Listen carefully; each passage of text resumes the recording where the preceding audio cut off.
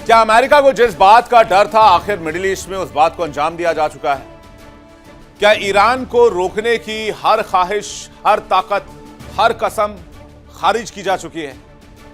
क्या ईरान ने चुपचाप न्यूक्लियर साम्राज्य खड़ा कर दिया है? यह है बिलियन डॉलर क्वेश्चन आज की तारीख में। और अगर सवाल के पीछे चलना है तो सबसे पहले आपको एक सैटेलाइट इमेज देखनी होगी। जल्दी से बिग स्क्रीन पर सैटेलाइट इमेज लेकर आइए। एक सैटेलाइट इमेज जारी की गई है। ये देखिए वो सैटेलाइट इमेज, ये है वो सैटेलाइट इमेज जिसे रिलीज किया गया है इंटरनेशनल मीडिया में, जिसमें आपको अलग अलग इंफ्रास्ट्रक्चर दिखेंगे। Location of future anti aircraft system, freshly poured concrete being poured over building. ये जो नक्शा जारी किया गया है, हालांकि इसमें टेक्स्ट के माध्यम से भी हम आपको दिखाएंगे कि कहां कहां क्या क्या लिखा हुआ है, लेकिन इसमें जो ये निर्माण आप देख रहे हैं, ये उस साइट के जगह की बताई जा रही है जहां पर न्यूक्लियर बॉम्ब ईरान ने छिपा रखा है। जी हां, यही दावा है और ये दावा इस इमेज को लेकर किया गया है। अब ये देखिए, जो मैंने आपको कहा कि हम आपको टेक्स्ट पर भी दिखाएंगे, ईरान का एंड प्रोग्राम कैसे जारी है, इस तस्वीर को देखिए। अब यहां पर वेंटिलेशन शाफ्ट है, धातु की संरचना यहां नजर आ रही है। यहां पर भी कंस्ट्रक्शन मटेरियल आप देख सकते हैं, एक डोम बनाया गया है। यह है तालेगन 2 साइट, जिसको हमने जूम करके आपके सामने रखा है। और यकीन मानिए, जरा फुल स्क्रीन इमेज आपको दिखाते हैं। यह सिर्फ सैटेलाइट इमेज नहीं है, यह उस ताकत का सबूत है जो ईरान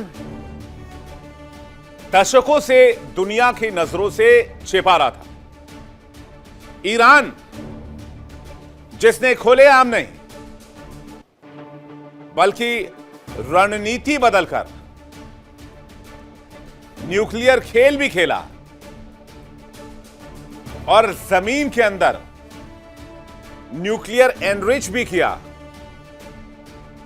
और अब कहा जा रहा है कि ईरान ने इन्हीं बंकर्स के नीचे न्यूक्लियर वॉरहेड तैयार कर लिया है।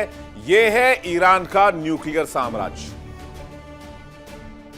सैटेलाइट तस्वीर से जो खुलासा हुआ है उसमें वेंटिलेशन शाफ्ट है, धातु की संरचना है। यह तालिगन 2 की साइट है जहां पर यह कंस्ट्रक्शन देखे गए। यहां निर्माणाधीन डोम भी है और कंस्ट्रक्शन मटेरियल यहां पर किस तेजी से लाया गया है यह भी देखा जा सकता है। इस सैटेलाइट तस्वीर में साफ दिख रहा है कि कहां, कैसे और किस गहराई में ईरान ने न्यूक्लियर ठिकानों को बनाया। और अब ये लोकेशन सैटेलाइट इमेज के जरिए सामने आ गई है। ईरान के सुप्रीम लीडर ने कन्फ्रंटेशन की बजाय, सीधे भिड़ने की बजाय, एक बहुत सोची समझी और छद्म की रणनीति अपनाई। अमेरिका इजराइल बातचीत की रणनीति में उलझे रहे और पर्दे के पीछे ईरान अपने न्यूक्लियर प्रोग्राम को धीरे धीरे ही सही आगे बढ़ाता रहा और पर्दे के पीछे न्यूक्लियर ताकत तैयार होती रही। यह है ईरान का न्यूक्लियर साम्राज्य। नातांज, जो कि एक न्यूक्लियर एनरिचमेंट साइट है। सैटेलाइट से मिली ताजा तस्वीरों ने दुनिया को चौंकाया। एक्सपर्ट्स का कहना है कि पिछले हमलों से सबक लेते हुए ईरान अब अपने परमाणु और सैन्य ठिकानों को न सिर्फ बना रहा है बल्कि उन्हें अदृश्य भी कर रहा है। सुरक्षा की ऐसी परतें बिछाई जा रही हैं जो बड़े से बड़े हवाई हमलों को झेल जाए। तेहरान से 30 किलोमीटर दूर सबसे संवेदनशील सैन्य ठिकाने पार्चिन सैन्य स्थल के तालिगन 2 पर ईरान ने एक नया ढांचा तैयार किया है। इसे कंक्रीट की मेहराबदार छत वाली इमारत पर ऊपर से मिट्टी डाली गई ताकि सैटेलाइट की नजर में कुछ दिखाई ना दे, सब धुंधला धुंधला सा लगे, लेकिन अंदर काम बाकायदा जारी रहे। जून 2025 में अमेरिका इस्राइल के संयुक्त हमले में इस्फहान न्यूक्लियर कॉम्प्लेक्स की जिन सुरंगों को निशाना बनाया गया था, ईरान ने अब उनके प्रवेश द्वार को पूरी तरह से मिट्टी भरकर बंद कर दिया है। ईरान के मशहूर नतांज परमाणु केंद्र के पास पहाड़ों के नीचे बनाई जा रही सुरंगों के गेट को भारी मशीनों के जरिए मजबूत किया जा रहा है ताकि हवाई हमलों का इन पर कोई असर ही ना हो। कहते हैं ईरान के पास 440 किलो 60% संवर्धित यूरेनियम। यह जानकारी तो पब्लिक डोमेन में है, लेकिन कुछ जानकार यह भी कहते हैं कि यह मामला 60% से ऊपर जा चुका है। यह मामला 90% तक पहुंच गया है, क्योंकि परमाणु बम बनाने के लिए 90% एनरिचमेंट बहुत जरूरी होता है और 60 से 90% पहुंचने के लिए ईरान ने बहुत तेज प्रक्रिया चलाई। ईरान पहले ही 60% यूरेनियम संवर्धित कर चुका है और ईरान को थ्रेशहोल्ड स्टेट माना जा रहा है, यानी कि वो परमाणु बम बनाने के करीब है। ईरान का परमाणु ठिकाना कहां है? नतांज, जो तेहरान से लगभग 220 किलोमीटर दक्षिण पूर्व में। यह यूरेनियम एनरिचमेंट का एक बहुत मुख्य स्थल माना जाता है, जहां गैस सेंट्रीफ्यूज की मदद से यूरेनियम को एनरिच किया जाता है। फोर्डो, जो यूरेनियम एनरिचमेंट प्लांट है, कोम के उत्तर में पहाड़ों के भीतर तेहरान से लगभग 100 किलोमीटर दूर है। कहते हैं यह भूमिगत यूरेनियम का सबसे समृद्ध कारखाना है। इस्फहान न्यूक्लियर टेक्नोलॉजी सेंटर के बारे में भी आपने सुना होगा। इस्फहान शहर के बाहर मध्य ईरान कन्वर्जन, ईंधन निर्माण और नाभिकीय तकनीक का केंद्र माना जाता है। इसके अलावा खूंडाब अराक, जो कि हेवी वाटर रिएक्टर है, तेहरान के दक्षिण पश्चिम अराक क्षेत्र के पास है। इसे पहले IR-40 के नाम से जाना जाता था। यह प्लूटोनियम उत्पादन के लिहाज से बहुत संवेदनशील है। फिर है तेहरान रिसर्च रिएक्टर, जो देश की राजधानी, लेबोरेटरी और मेडिकल आइसोटोप उत्पादन के लिए एक प्रयोगशाला के तौर पर जाना जाता है। एक है बुशेहर न्यूक्लियर प्लांट, जो फारस की खाड़ी के किनारे है। यह ईरान की केवल एकमात्र कमर्शियल न्यूक्लियर पावर प्लांट है। इसका रूस से ईंधन आता है और इस्तेमाल करके इसे फिर वापस भेज दिया जाता है। अब सवाल यह है कि दुनिया की चिंता क्यों बढ़ी हुई है? एक तो 60% यूरेनियम एनरिचमेंट तक पहुंचना ही बहुत कठिन माना जाता है। इसके बाद 90% तक पहुंचना बहुत मुश्किल नहीं होता, लेकिन कहते हैं कि ईरान 90% एनरिचमेंट अचीव कर चुका है और 90% संवर्धित यूरेनियम से ही परमाणु बम बनाया जाता है। ईरान को लेकर अमेरिका, इजराइल और IAEA अब अलर्ट मोड में है। यहां तक कि इजराइल की तो आर्मी को हाई अलर्ट पर रख दिया गया है जब से सैटेलाइट इमेज का खुलासा हुआ है। जानकारों की माने तो ईरान ने अपने खास ठिकानों को एक तरह के सार्कोफेगस, यानी कि ताबूत नुमा कंक्रीट ढांचे में कैद कर दिया है, जो उन्हें आसमानी हमले से पूरी तरीके से सुरक्षित कर देगा। कहीं कोई खतरा नहीं, कहीं कोई डर नहीं। इसलिए खामनेई इतने निश्चिंत बैठे हुए। अब जब इन तस्वीरों की जांच की गई तो पता चला कि इमारतों की छत पर मिट्टी इसलिए डाली गई है जिससे कि कंक्रीट का रंग छिप जाए और ऊपर से देखने में यह इलाका बंजर जमीन की तरह नजर आए। कोम शहर से 40 किलोमीटर दूर स्थित मिसाइल बेस, जिसे जून के हमले में नुकसान पहुंचा था, वहां क्षतिग्रस्त इमारतों पर नई छतें डाल दी गई।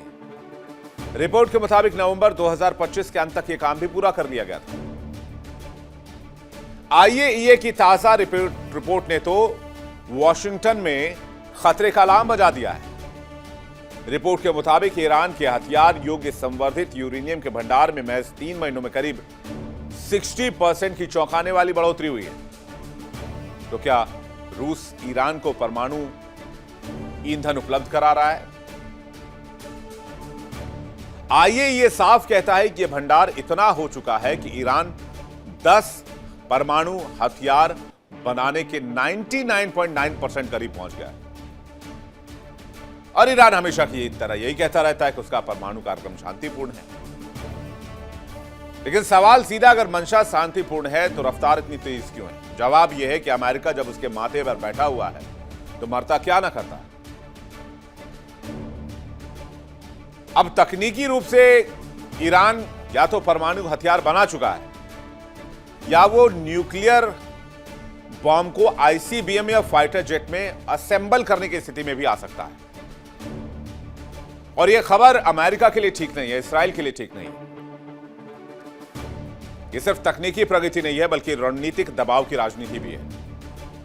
वेस्ट के लिए चेतावनी है, मिडिल ईस्ट के लिए खतरे की घंटी है और वैश्विक परमाणु अप्रसार व्यवस्था यानी कि एनपीटी के लिए, सीटीबीटी के लिए बहुत बड़ी चुनौती। ईरान और अमेरिका के बीच सैन्य तनाव चरम पर है। अगर ईरान ने गलती से भी परमाणु बम का इस्तेमाल किया तो अमेरिका भी पीछे नहीं हटेगा, अमेरिका भी नहीं रुकेगा। कल्पना नहीं किया जा सकता है कि इसके बाद दुनिया की तस्वीर क्या होगी, मिडिल ईस्ट की तस्वीर क्या होगी, इजराइल की तस्वीर क्या होगी। अमेरिका तो खैर बहुत दूर है। एक्सपर्ट्स दावा कर रहे हैं कि मिडिल ईस्ट में कभी भी विध्वंस शुरू हो सकता है और यह विध्वंस कुछ दिनों का नहीं, कुछ घंटों का नहीं होगा, यह कई हफ्तों का हो सकता है। और यही वजह है कि ईरान ने अपने संवेदनशील सैन्य और परमाणु ठिकानों को बचाने के लिए बड़े पैमाने पर किलेबंदी शुरू की है। वहीं दूसरी ओर जिनेवा में तो जो बातचीत का ड्रामा चल रहा है आपको पता ही है। 17 से 18 फरवरी तक IRGC नौसेना ने स्ट्रेट ऑफ हॉर्मुज में सैन्य अभ्यास किया है, जहां नए ड्रोन और मिसाइलों का परीक्षण किया गया है। तेहरान में विस्फोटों की खबरें भी आई हैं। यह संकेत है कि ईरान किसी के सामने, किसी दबाव के सामने झुकने को तैयार नहीं है और ईरान ने वो कर दिखाया जो अमेरिका के लिए नामुमकिन था। अमेरिका ने चेतावनी दी थी, लेकिन खामनेई ने बेहद सुनियोजित तरीके से न्यूक्लियर साम्राज्य खड़ा कर दिया, ऐसा दावा किया जा रहा है।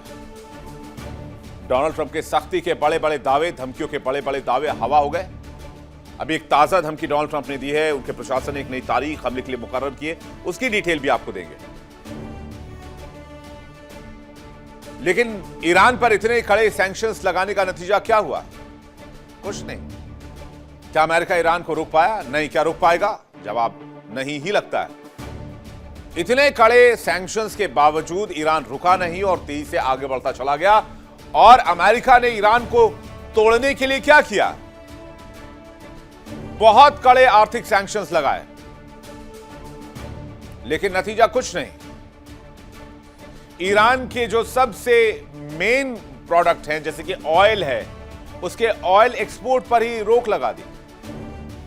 उसको बैंकिंग सिस्टम से बाहर कर दिया गया, इंटरनेशनल बैंकिंग सिस्टम से।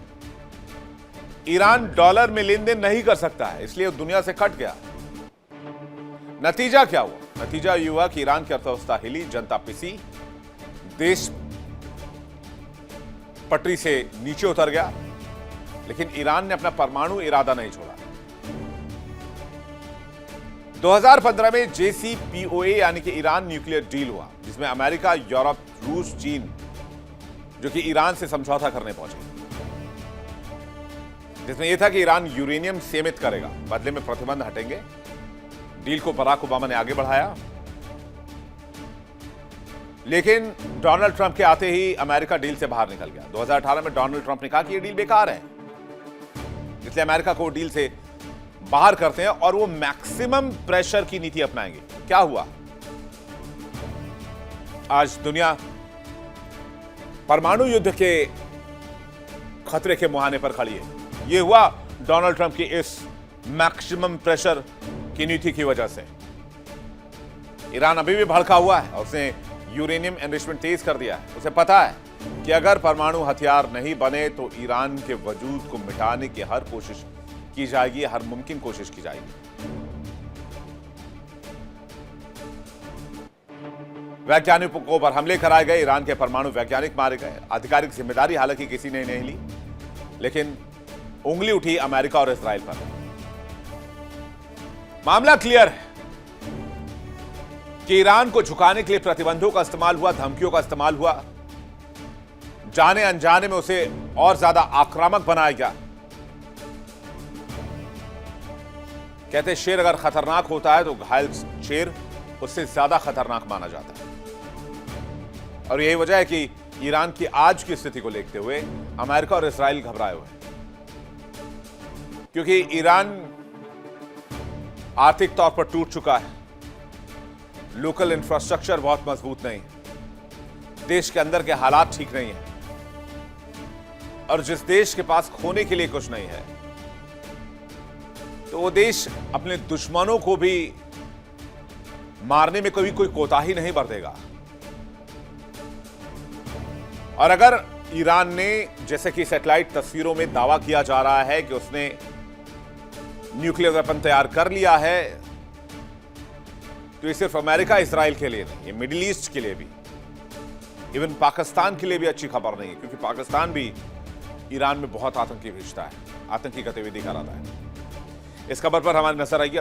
देखिए इंडिया डेली 24/7 अब आपके स्मार्ट टीवी पर।